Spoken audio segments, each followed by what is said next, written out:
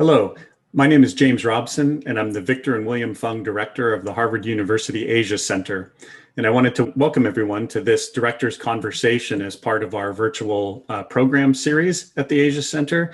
And today we're very lucky to have Binalakshmi Nepram, who is currently a fellow at the Carr Center for Human Rights Policy at Harvard University, to join us today for this conversation.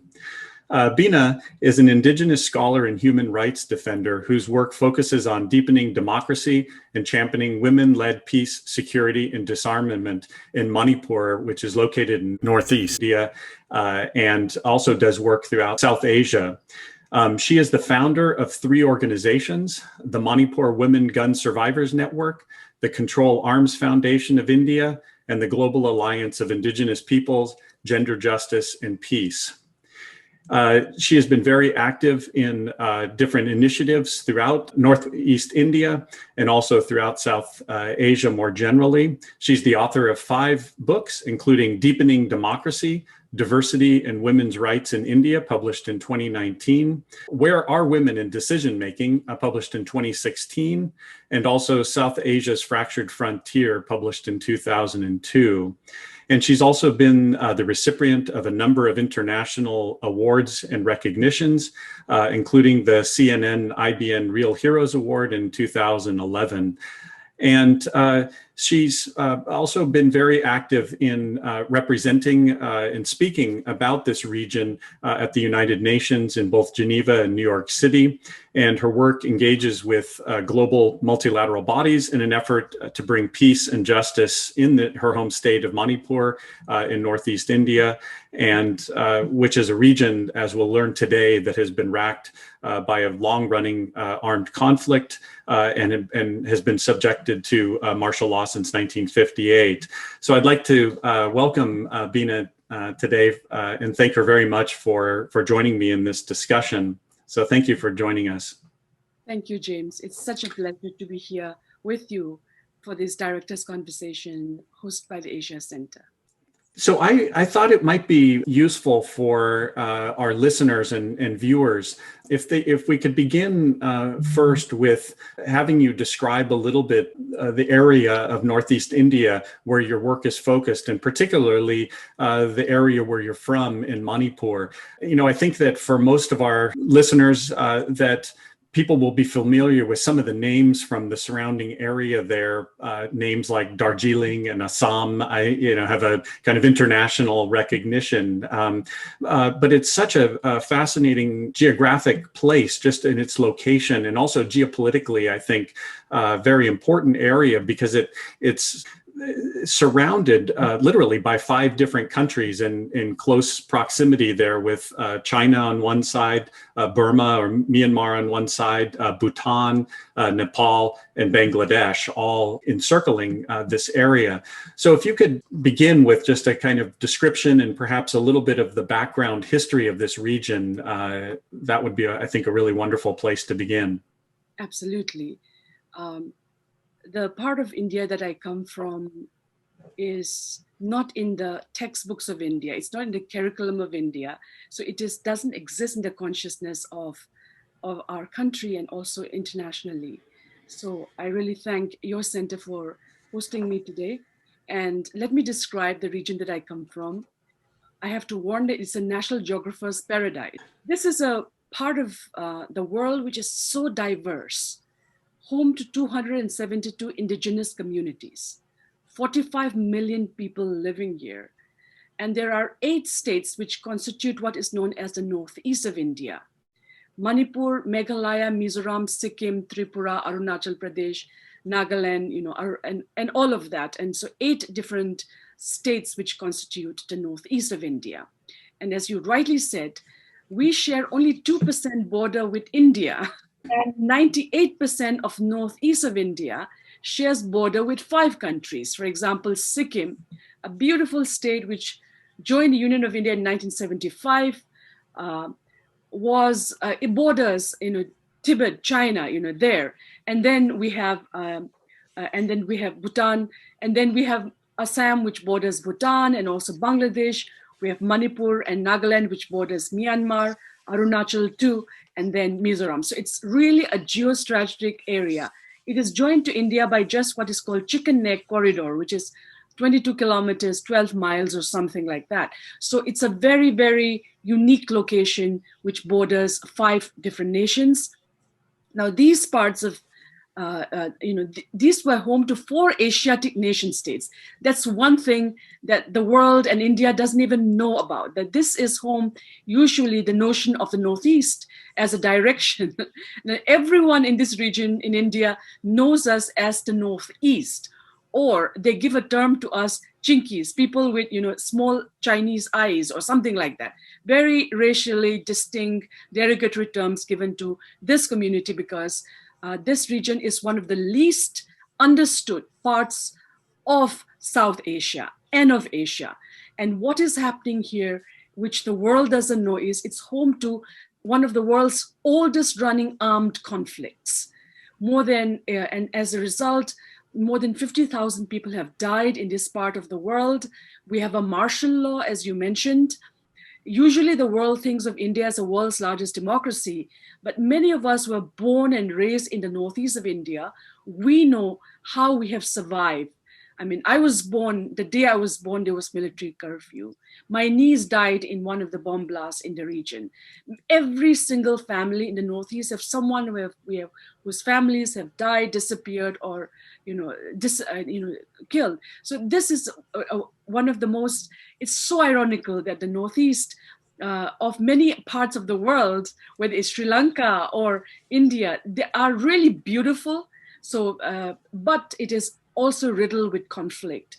But at the same time, as I mentioned, these were independent Asiatic nation states. For example, Manipur has its own constitution even before India had its. That's the region that I'm talking about. And as you mentioned, on the beautiful side, as you said, if you have enjoyed Earl Grey tea or English breakfast tea, it comes from Assam. And resource rich also. It's a very rich biodiversity hotspot. We have so many medicinal herbs in this part of the world. The first oil of India was dug not in Mumbai, but in Digboy in Assam. And we have uranium. We have so many natural resources which are so rich in this particular part of the world. So this is a snapshot. It has lots of green valleys, beautiful blue mountains, and you must come and visit us someday. Seems just an incredible natural beauty, but also just a cultural beauty too. Bright sort of woven fabrics and all kinds of the imagery that I've seen from the region is really quite unique and very special, which makes it all the more shocking to realize the kind of sort of darker history that underlies all of that you've been alluding to here.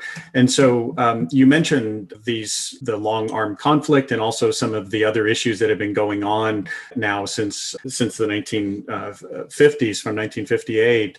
So I was, clearly you're a product of both sides of this region in the sense culturally, but also a product of the conflicts that have been happening there. So I wonder, perhaps you could introduce a little bit of how you started your work that is more on disarmament issues, nonviolence, and the more activist side of your work as well, and describe how you came to that and what you've been doing recently in that regard. Absolutely. So as I described to you, this area that I was born in, Manipur, in northeast of India, is one of the world's worst militarized, weaponized zone.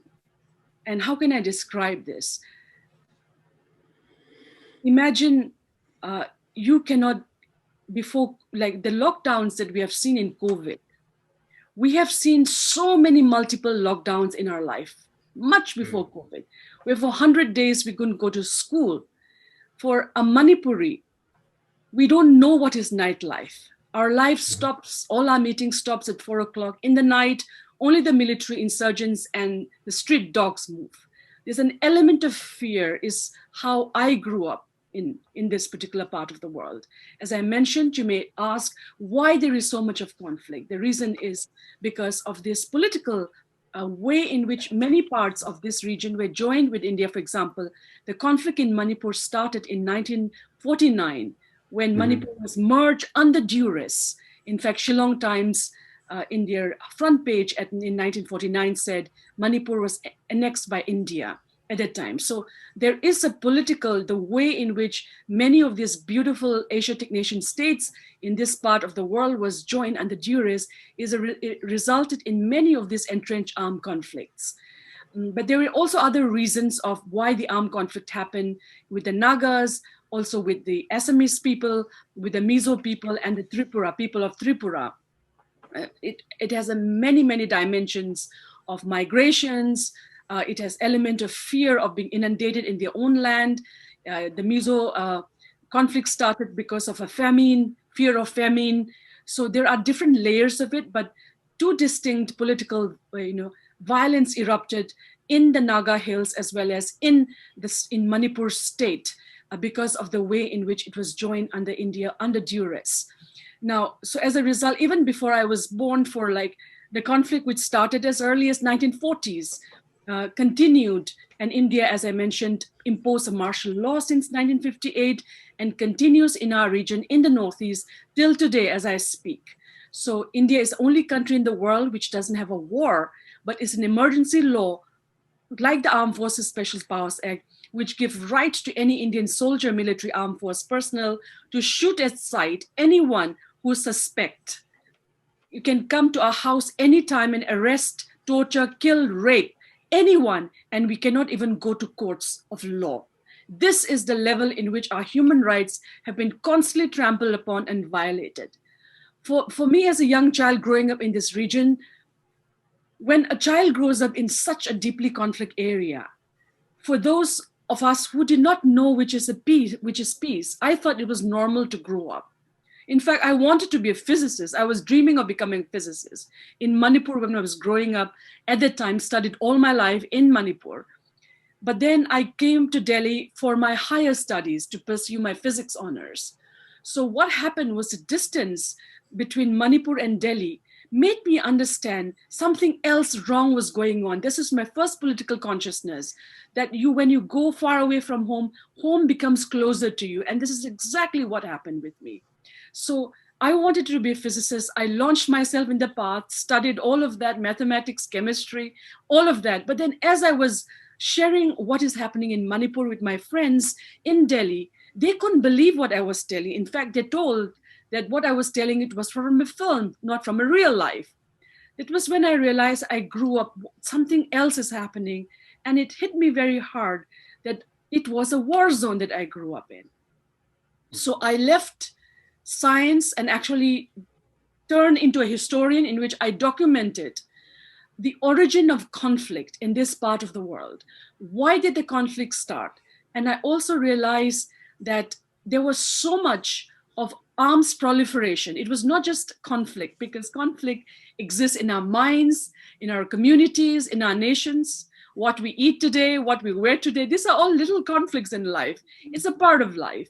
But when conflict becomes entrenched and with heavy militarization, weaponization, what it does is it affects the mind, it affects our present, our future. And this is exactly where I stepped in. From that time after I started researching and writing, I understood what was happening, that the violent situation in the northeast of India was then used by gun runners, arms traffickers, and drug traffickers to actually deaden the area with more violence that you could ever imagine. So I started massive research. I went backpacking all across the Indo-Burma border with a lot of youth groups. And I found out weapons from 58 type of weapons flooding Manipur and northeast of India, which includes American M16. America may have never heard of Manipur, but its M16s were already used in our territories. So this is how I realized what I call the tools of conflict and understanding the political conflict. But I also realized that what the political conflict of the people of Manipur with India or the Nagas with India, what was happening was it was then later turned, because there are so many indigenous groups, that powerful forces also started dividing us. So it's evolved a phenomenon called a war within a war phenomena, in which hills and valleys were divided. Nagas and Meiteis were divided. Kukis and Nagas, were divided. And then there was so much of division that I call it's like brothers against brothers, sisters against sisters, community against community. So I started seeing the proliferation of armed insurgencies, which was also supported by intelligence groups. So it was so shocking, and how these forces were used in our electoral politics. So when I saw this whole range of what started as a genuine political movement into the criminalization of our democracy, that's when we started the Manipur Women Gun Survivors Network to help women survivors of the conflict. And also because gender is so much neglected from our politics, from our decision-making, that we started working with marginalized communities, particularly women, indigenous, and minority communities, to ensure that we are on the negotiating table. That's how our work started, from understanding conflict to defining tools of conflict, looking at sort of arms proliferation in the area, which is about disarmament. So we are known for our work on disarmament internationally. In fact, we have done so much work on this. We have presented papers at the UN. We have been on so many UN forums, sharing what is happening in Manipur, can happen in Rwanda, can happen in any other parts of the world. So this is how we have journeyed from Manipur to an international level of looking at, conflict, arms proliferation, and women in decision making.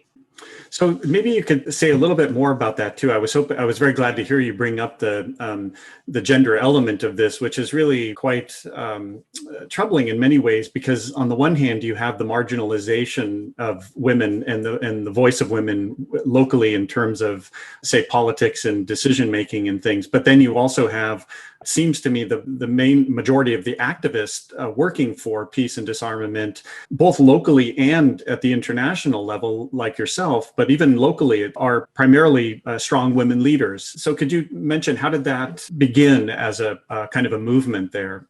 Absolutely. This is such a beautiful point. And this is something which I would love to bring to your audience here. And here it goes. The Manipur and Northeast of India, we have over 104-year-old women's movement. For us, Me Too movement started almost a century ago. Manipur British rule came to Manipur in 1891. The colonial rule came at that time. So the way we have one of the most extraordinary women's movement that the world has ever seen. It's only that the world doesn't know about us. Because our story, if one of the thing is, before I jump into this, for example, if you come today, once the pandemic is over with an Indian visa, you are not easily allowed in our territories. You need what is called an inner line permit or a restricted area permit to enter the northeast of India, many parts of northeast of India. And as a result, this region has been locked out by the government of India from the rest of the world. New York Times tried to enter Manipur in 1980s, and they've been not allowed till today. So, and no humanitarian aid agencies have been allowed in these territories. So people don't know about this region. As a result, this extraordinary century-year-old women's movement continues. Again, our resistance and resilience have also, this story has not been told. So thank you for asking this question, and I'll explain. So our first, the way in which this strong women and gender aspect of our struggle came, as I mentioned, in 1904, against the British colonial rule, in which when the British government, that time colonial government, tried to recruit the Manipuri indigenous men to do forced labor, the Manipuri women realized that British soldiers don't touch women's bodies. So when they tried to forcibly recruit the men, the women formed a body of wall and physically tussled to ensure that they negotiate to say that we are not your slaves. Pay us if you want us to work for you. So very strong kind of negotiation as early as 1904. And this experience was translated years later in 1939. In Manipur and the Northeast, we have a very unique of places where what is called Imakai tales or women's markets, which you've seen recently, a photo essay in New York Times. What happened? This is centuries years old women's markets where women can convene in a matter of seconds in hundreds and thousands. So the women's markets of Manipur became the epicenter of women protest origins. So in 1939, when the British realized at that time, because Manipur is a part of a very rich rice producing belt of Asia, from there till Yunnan province, it's historically very famous as origins of rice cultivation. We have rice called, chakhao, which is lilac rice. You must taste someday. It's so good. A very special rice. And so the Marwari community, which is the business class community of India, and the British were siphoning Manipuri rice away for production, for export, creating an artificial food scarcity. So the women of Manipur physically turned the cards upside down to prevent the rice from being taken away, and negotiated with the British government as well as the Manipur king and whatever at the time was to ensure that our children do not starve at the time. These two phenomena of 1904 and 1939 is known as the First and Second Women's War of Manipur. So today, if you come to Manipur, we have a beautiful stone statue of what is called Nupilal Memorial, Women's War Memorial. Again, these movements, even though the word war is used, these were non-violent, strong resistance by the indigenous women of Manipur, which was extraordinary in those times.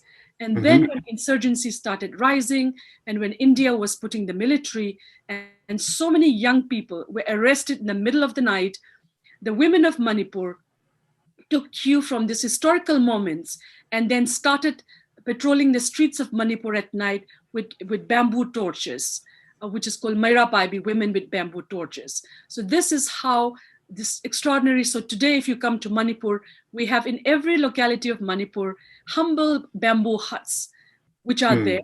So women take turns at night to stay in those bamboo huts.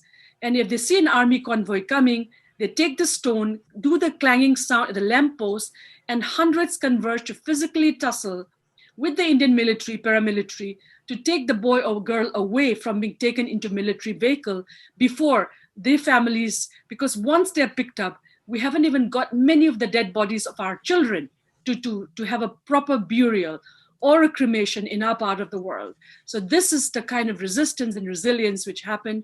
And then our generation, followed this. And I have worked so much closely with some of these extraordinary Maira Paibi women leaders. And I've been so inspiring that the source of our work and our activism stems from this 100-year-old historical movement, which has been going on from 1904 till today. So we started mapping, so we conducted research, writing, so because we are the new generation, so our activism is informed by a very strong research.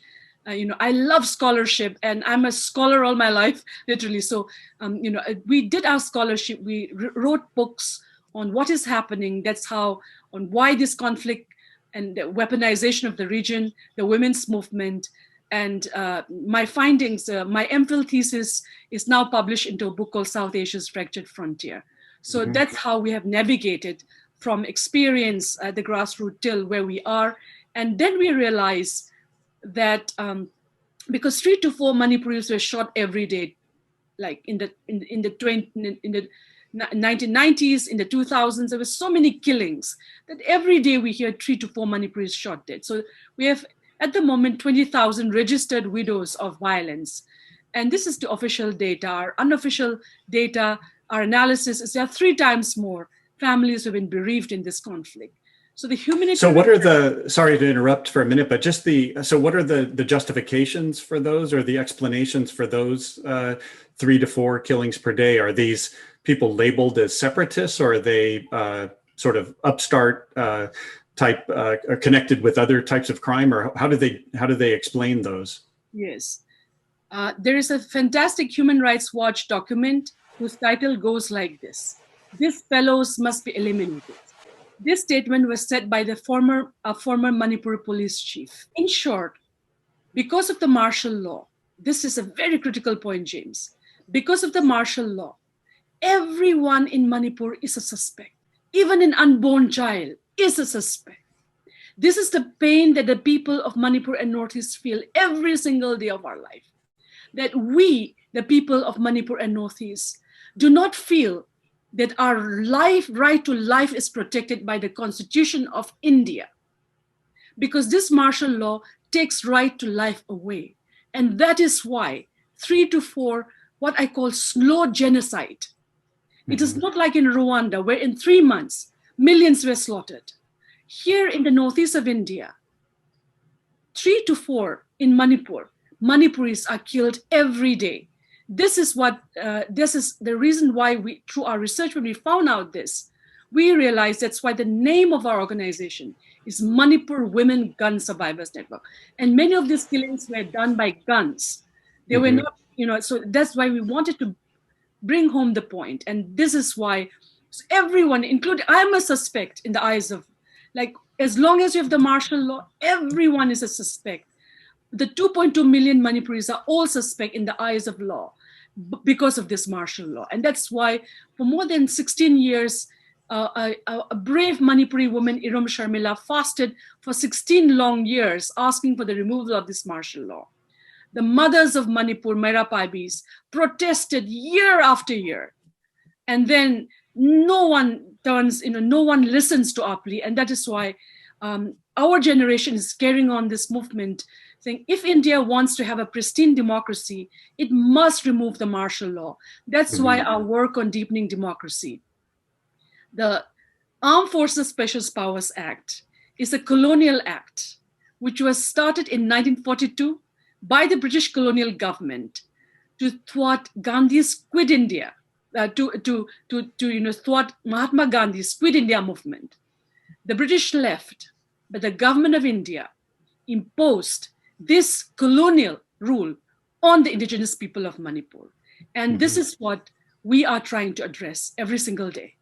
Really interesting to see how all of this kind of evolves in this particular way. And you mentioned this October 5th New York Times article, actually, and photo essay, which I was quite amazed at the coincidence of us planning to have this conversation. And then that article, which I think for many people was the first time they may have heard of Manipur, but focused on this Nupi Ketal market, the women's market. And so at least in that essay, very much it kind of lines up with what you were saying in terms of the indigenous local activism by women, particularly in that marketplace there, but you gave a richer background for that. So when did, or how did this kind of grassroots movement located in Northeast India then start to become kind of international scale in the type of work that you're doing now? Yes. The Maira Paibi movement, the women's movement in Manipur, as well as so many other movements, for example, the beautiful Naga Mothers Association, was done brilliant work on peace building, because there are 17 peace talks in northeast of India, and not a single indigenous woman is included in those peace talks, James. Just sink in for a moment. We form half the community, and women face the brunt of many of these struggles. But when it comes to negotiating table, indigenous women of the Northeast are excluded from this. So even in our local parliaments, our local legislative assemblies, there is not a single woman in the Manipur State Assembly today. There's not a single woman in the Nagaland State Assembly today, just one or two. So we continue to face these struggles of patriarchal notions, even in our indigenous communities. And so that remains. But in spite of that, we have such strong, extraordinary women, indigenous women activists. And for our team at Manipur Women Gun Survivors Network and the Northeast Women Initiative for Peace, we realized how important it is, because what is so interesting is this 8 states, which constitutes northeast of India, is connected to New Delhi by flights very easily, okay? But we are not connected to each other. Let us think. So it's this particular northeast of India. For example, if you take out a newspaper in Manipur, you will have half a page of American news, for example, of Kim Kardashian news, but you will not have news of other indigenous communities from Sikkim or from Tripura. It's not there. So in short, there's a way, but while the history of India is made to be studied, and Hindi as a medium of language is literally, we have to learn that. So this superstructure is there in which everyone seems to be connected to New Delhi, capital of India, but not with each other. Our team made a conscious effort, which is really important, stemming from the historical struggles. The follow-up that we did was we organized for the first time a historic women's peace congregation, which we called the Northeast India Women Peace Congregation. It started in 2006, around 15, the first one we did. And then we had another one in 2016 in Imphal as well as in Assam. And then we are going to host the third one on 21st of November 2020, and where we got women from across all the warring groups. As I mentioned, there's a divide and rule policy in the region where people are made to fight with each other because it cannot be controlled by New Delhi. So the colonial divide and rule policy continued, and we have tried to ensure that this goes on. In terms of international footprints, it was a struggle that our team did, actually, together with many, many others. We managed to form alliances with many women groups from around the world. We have a very strong alliance with the Nobel Women Initiative, Jodie Williams, Shirin Ebadi. They have become some of our strongest supporters of our work. Lema Gowi, I've met her before she won the Nobel Peace Prize. We have met them and they have continued to give us. We have met Afghan women, women from Myanmar, women from Palestine, women from around the world, and we have formed the solidarity groups. And on the other hand, we also relied on many of the international mechanisms which are there, particularly the United Nations, for example, the UN Convention on the Rights of Indigenous People. So we work very closely with that. And that's how last year we formed what is known as the Global Alliance of Indigenous People, Gender, Justice, and Peace. So we have now formed alliances with Indigenous women from around the world. Women from Guatemala, women from Mexico, women from North America. So we have women from Indigenous women from Africa. So we are in this. So it is a work that our team worked for almost a decade and a half to reach where we are. And this is the moment that we are in. And we're really thankful for the support that we have got from friends and colleagues from around the world to deepen our work.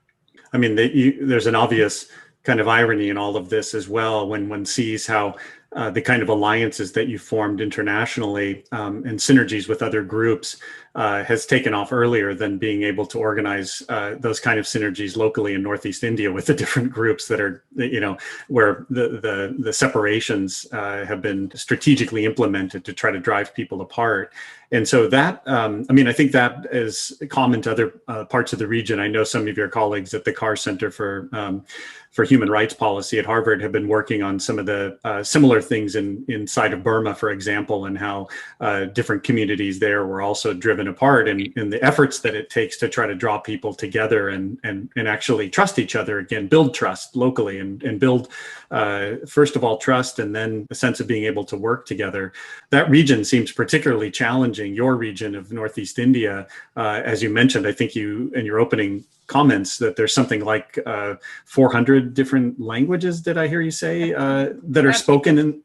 So how does that, in addition to being, structurally kind of separated for political reasons, what is it? What are some of the strategies for being able to unite people then, and even just to foster conversation amongst those different groups?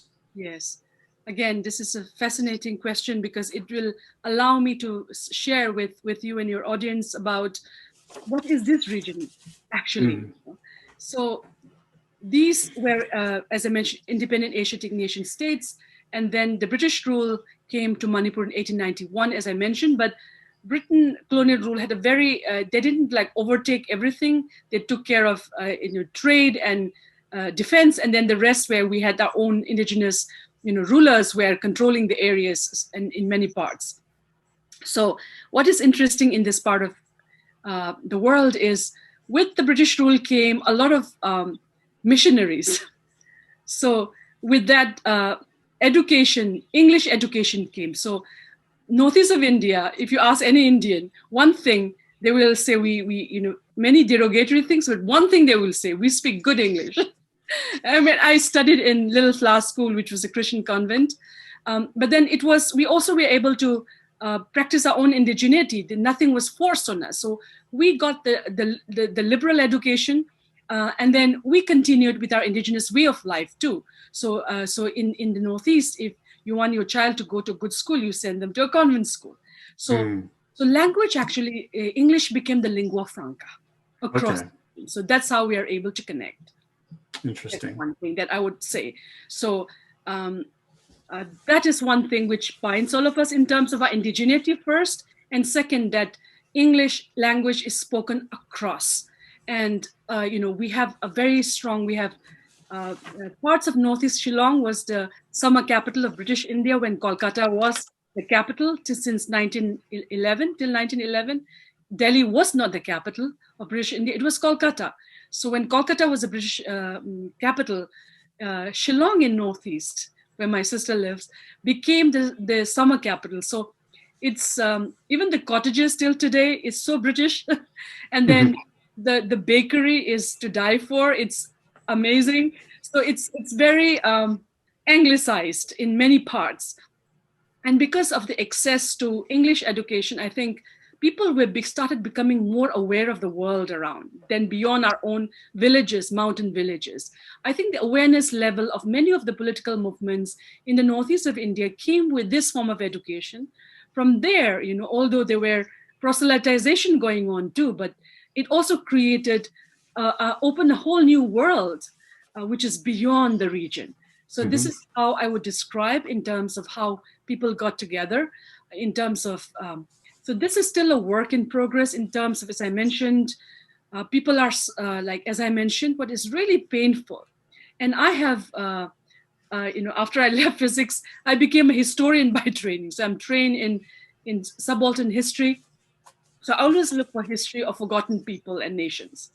And it was then I realized the history of 45 million indigenous people in what is in the region known as northeast of India is not in the syllabus of India. It's not in the textbooks of India. Let this sink in for a while. That means today, if you hadn't met me, James, if India just wipes all of us, you would even know that we existed. That's why we started a project called Weaving History in Northeast India. I have met the Minister of Human Resource.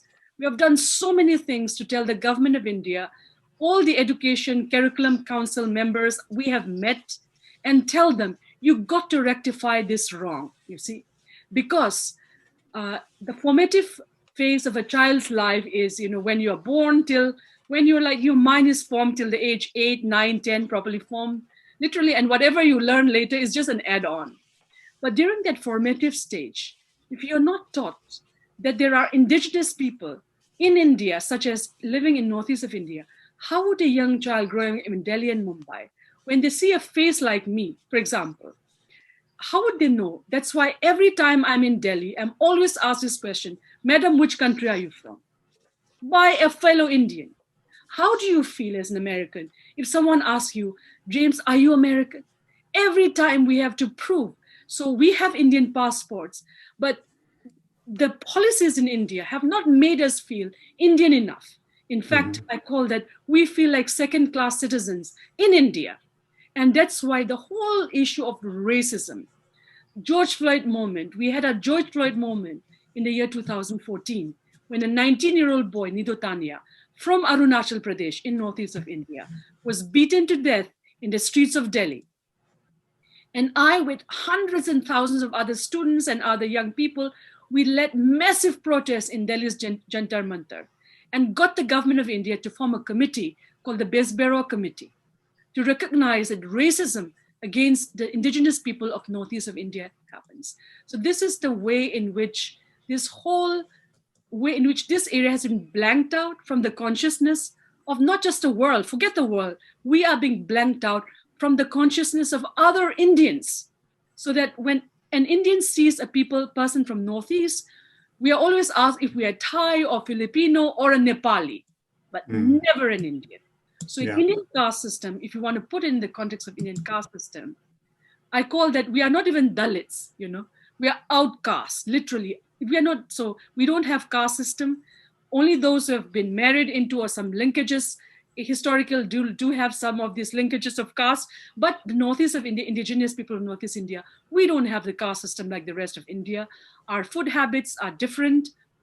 We have more herbs than spices. We don't have chicken tikka masalas, but we have iromba, we have singju, we have kangso, food cooked with a lot of herbs without a drop of oil. And we also a culture of weaving. What I'm wearing is woven by the women of Manipur. We have a very, what I call indigenous economies, very strong indigenous economies, which is anti-Adam Smith, liberal, neoliberal, capitalist economy. We have a very strong indigenous economies in this part of the world, and we continue through those economies across the Northeast. Yeah. Well, I was so glad that you mentioned Nido Tanya and that incident in 2014, because I would encourage our viewers to take a look at the very interesting op-ed piece you wrote for the Washington Post back in on September 22nd of this year, which I thought was also very timely. And I thought it was quite interesting the way that you related the current skirmishes that are happening between India and China that seem to be ongoing now, where there's just been some flare-ups recently about that, but then also linking it to Northeast India. So I wonder if, for the benefit of, again, of our viewers, if you could explain a little bit about how you view that conflict, and how does, at least in the title of your article, you said that the Northeast India is caught in the middle, again, of this, and maybe explain a little bit what you meant by that. Absolutely. Again, this is a very important question, which will again delve into another dynamics of the Northeast of India, which your viewers would have never thought of. First of all, as I mentioned, the Northeast of India borders China. There is the northern part of Northeast of India called Arunachal Pradesh. This is a place where, when the Dalai Lama fled Tibet, he was hiding in our region.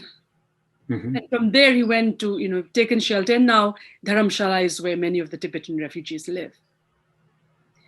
Arunachal Pradesh is still not recognized by China as a part of India. So while the world knows about the Kashmir conflict, the world doesn't know about the conflict which is happening here for more than almost literally like 70 years or so. So the northern part of Northeast of India, China has refused to recognize it as a part of India. So it's so much military in this particular zone. And so number one. Number two is because many of, like in my article in Washington Post, I had also mentioned that in June this year, during the height of COVID, there were 4 to 5 people from Arunachal Pradesh who were picked up by the Chinese military. And it was only after the families contacted and shared through social media, we prevailed upon the politicians of India to then talk to their Chinese counterpart, which resulted in their release in early September after being arrested for months, literally. One of them was even arrested in March this year. So this has been happening. And in the 1960s, there was an Indo-China War in which the Chinese military actually came up to the Northeast, and it could have actually cut off the Northeast from the rest of India. But then it was negotiated with, I think, the Aksai Chin territory. So this is a very, very geostrategic part of South Asia and Asia right now. And while a lot of focus, many of the policy analysts, whether in Washington, DC or New Delhi, they sit in Washington, DC and New Delhi and talk about China and India, while we, the people of Northeast, sit right at the border. But our views have never been taken. And this is why we are saying all these discussions, we are always caught in the middle, but our issues have not been understood in a way. And in fact, the larger geostrategic dynamics is this. One road, one belt policy of China, which I don't know if you have heard, and I think some of your viewers may have heard. is an attempt by the Chinese government to actually control the economy, world's economy through this. And the northeast of India is in a part, one of the roads passes through that. It's a part of their policy. So it is incumbent upon policy analysts to look at what is happening in the Indo-China border in the northeast of India. For me, my personal take is this, that, and this is very interesting, again, new for some of your listeners. I have traveled not just in the northeast of India, all across, but also traveled extensively in Burma, Myanmar. And what is happening? 45 million people in northeast of India, whose history, whose thing are not in the textbook of India, completely neglected. Everyone talks about the Rohingyas, but it is not just the Rohingyas who have been denied citizenship. There are many ethnic minorities in Burma which have been denied citizenship in Myanmar. The world have inflated the Rohingya crisis while ignoring some of the crisis happening within Burma against the ethnic communities. And they constitute about 60 million. So I am seeing as an analyst in this region, 45 million and 60 million, 100 million people who, again, the 60 million people in Burma, their history is even not in the textbooks of Yangon. Mm-hmm. So this, what I call Indo-Burma border, northeast parts, the ethnic minorities of Burma, 100 million people. The world has not even started studying us. Mm-hmm. And imagine the release of these 5 Arunachali people from the Chinese government, arrest this time, is a proof of how, if indigenous people of this land, of this area, could prevail upon, it's beyond the nation state's ambit to get them released, but we got through our pressure to get them released. So it's very important that in the geostrategic analysis of this particular region, and particularly for the history of 2 superpowers, China and India, if you do not study this 100 million in this Indo-Burma border, the world and India is missing a complete analysis of what's happening in this region. And this is exactly why in the article in Washington Post, I tried to sort of pierce a little bit. By the way, this is the first ever article on northeast of India that has ever actually appeared on international press. Mm. Because our stories have not been picked up. It is always stories from New Delhi or Mumbai. So we are grateful to them. And again, this is, I had to just do it in 900 words. So it was a very short article, but we plan to follow up with more insightful articles. But again, as I mentioned, beyond the article, the history of 100 million people in the Indo-Burma border needs to be studied by Asia watchers. If not, we're completely missing an analysis of India-China if we do not include the people of Northeast and the ethnic minorities in Myanmar. Mm-hmm. Yeah, that's fascinating. Thank you very much. So I wonder, given the statement in your article in the Washington Post and now your affiliation with the Carr Center for Human Rights at Harvard, I wonder if you could say a little bit about, even though this is obviously a somewhat irregular year of being unable to be present on campus and do things in person, and the kind of normal sorts of events that we have in a very active year at Harvard, which is lots of symposia, talks, and things like that, which I wish we could have for you. But what are some of the things you hope to accomplish this year while you're a fellow at the Carr Center? Absolutely. I'm so grateful to the Carr Center and those who have supported me to be here, to be able to do my work. It has not been easy for us, for the indigenous people of Manipur and Northeast, to leave our home regions, and so it's a dream come true for many of us. So when I am here at the Carr Center and working with many, many amazing people, for us, this is an opportunity of a lifetime. And so we plan to do 2 things. One is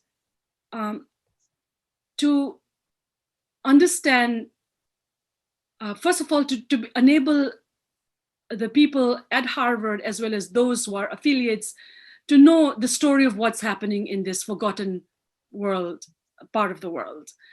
We have over 29 active conflicts in the world, which are reported and studied and analyzed, but there are 300 plus unreported conflict zones in the world.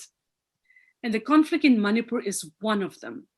So during my time at Carr Center, I plan to work with those who are looking in the areas of conflict and peace and war to let them know that there are these other forgotten, unreported war zones, which they got to include in the analysis. The kind of research that I'm seeing here is a very top-down research where you have access to, for example, 300 cases and you analyze it in a data set and then you form your analysis. We come from an opposite lens. Mm-hmm. So I thought it'll be very interesting during my time at Harvard to be able to see how we can fuse these two together. Mm-hmm. So I'm at the political violence workshop.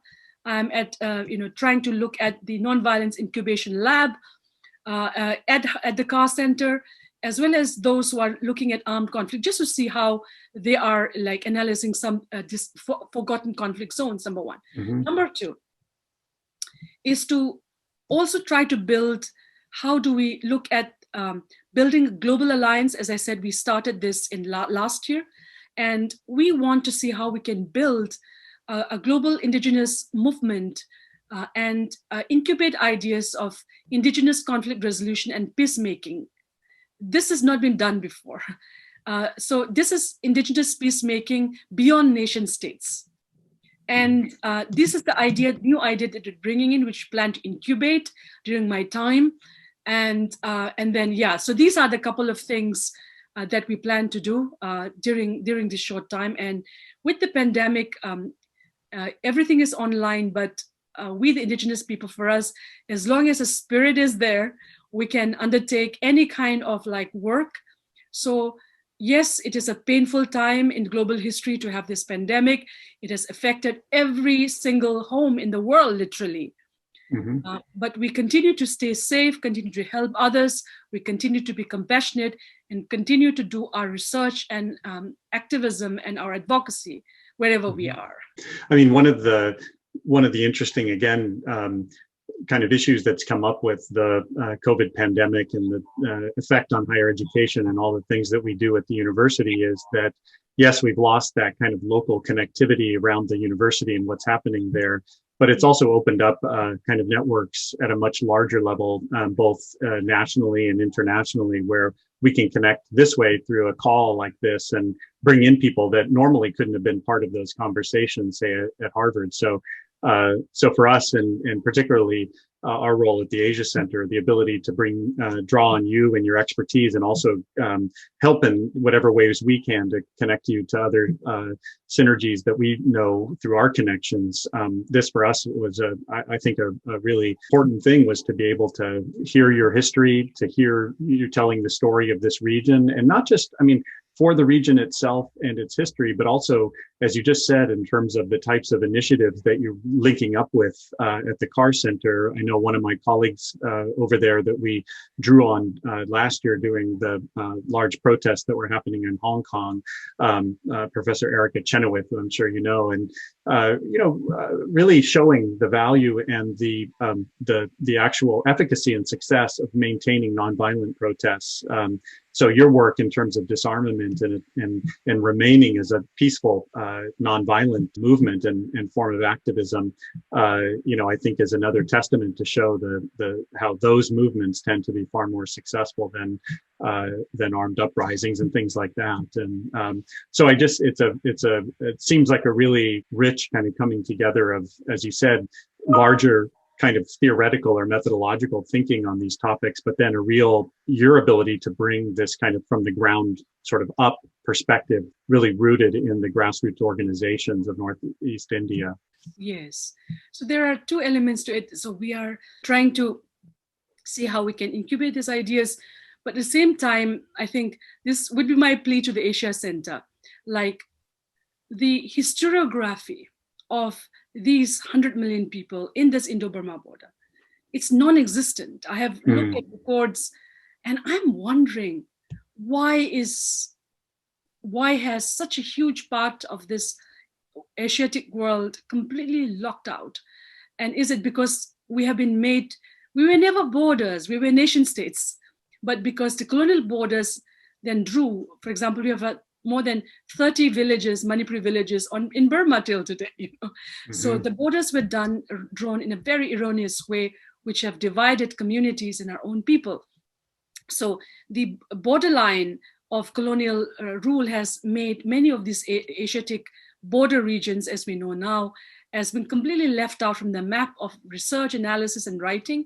So on one hand, our work on nonviolent movement, disarmament steps from trying to find justice and peace and dignity to this 70-year-old armed conflict.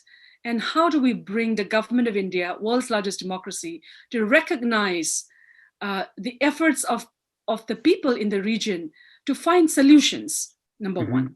On the other hand, we need, and for me, I'm talking now as a historian, is how do we then also document in a proper research way so that this area can become part of a global Asiatic study.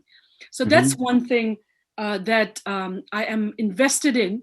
And because time is so short at the Carr Center, so I plan to then, once I get another opportunity to be able to deepen the work, working with scholars such as yourself, Anisha, on how can we create this historiography, how we can create a sort of narrative of history which has been completely left out from the historiography of the world and of Asia.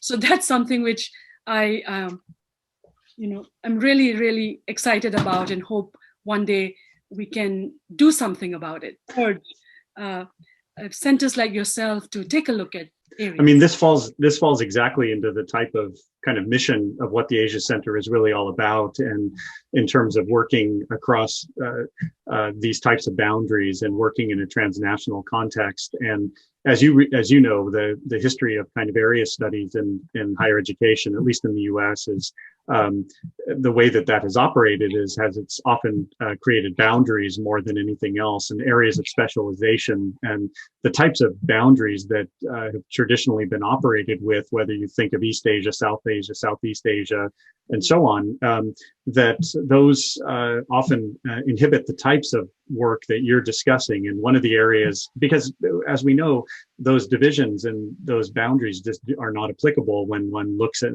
the local level and realizes that there have been communications across these regions for a very, very long period of time.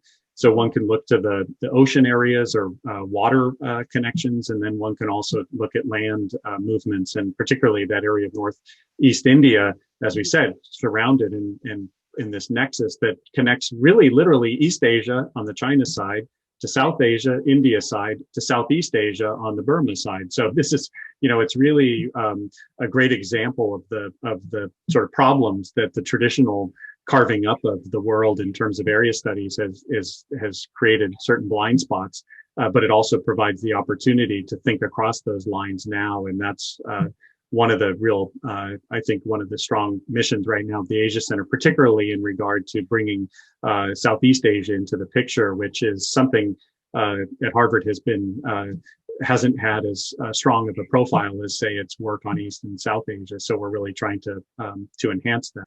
I think this conversation with you today has helped to sort of show the necessity of those ties. But even beyond that, just to say thank you so much for the insight, and think of this as the beginning of a conversation of opening up the history and the culture of this region, which is so fascinating. But also as an introduction to the very important work that you're doing, both as a historian, but also as an activist trying to deal with a situation that has long, deep roots to it, and will probably have equally difficult solutions to try to bring peace to such a beautiful and ethnically rich, linguistically rich, culturally rich area that it is always striking how sad it is that some of the most beautiful parts of our world tend to be mired in these kinds of conflicts in ways that just seem somehow discordant with the beauty that they're captured within. So thank you very much again for joining me, Bina, and I hope that we can carry on this conversation and perhaps do something else in the future with the Asia Center during your time, even though we're separated physically, that we can at least draw on you again and perhaps present another topic on Manipur. Thank you so much, James, and to you and the Asia Center for welcoming us and listening to our story and our struggles. And this, I feel, is the beginning of many more years of work. And I'm grateful because we have been trying so hard to tell our stories to the world. We have been blocked many times, even blocked at the United Nations. But the world must listen to stories like us because it'll make the world a much richer place to understand what's happening, particularly in these so-called border areas, which have been completely neglected for like decades, for literally half a century. So thank you for bringing this story and listening to the story of Manipur and Northeast of India today. It's completely our pleasure. So thank you again, Bina. Thank you.